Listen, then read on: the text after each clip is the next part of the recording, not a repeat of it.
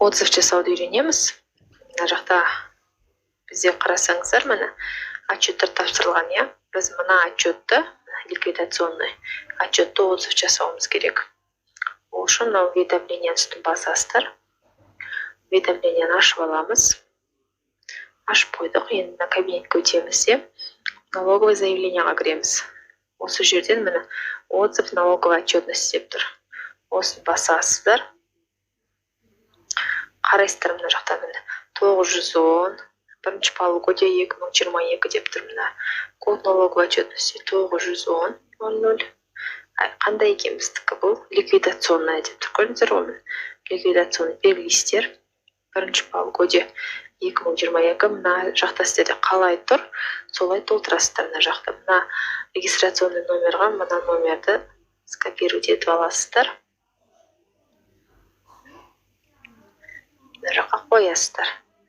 Енді мына жақта мына жаққа галочканы қоясыздар. Предоставленный при отсутствии обязательств по предоставлению такой налоговой отчетности дегенге қоясыздар.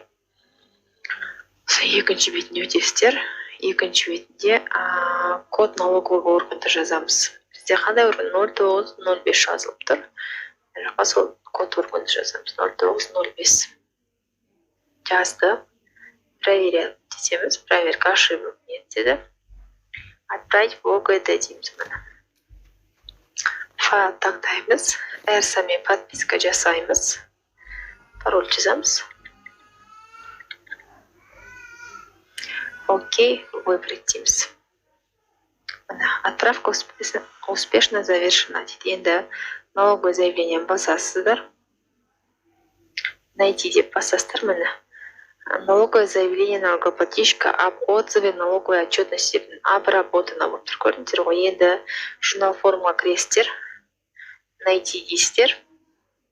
Міне жақта обрабатывается ЦУС деп тұр. Мынау бізде отозвать етіліп жатыр. Міне найти дегенді қайттан бассаңыздар, міне отозвано болды. Көрдіңіздер ғой? Міне біз мынаны отозвано дегеніміз удалить етіп тастадық деген сөз.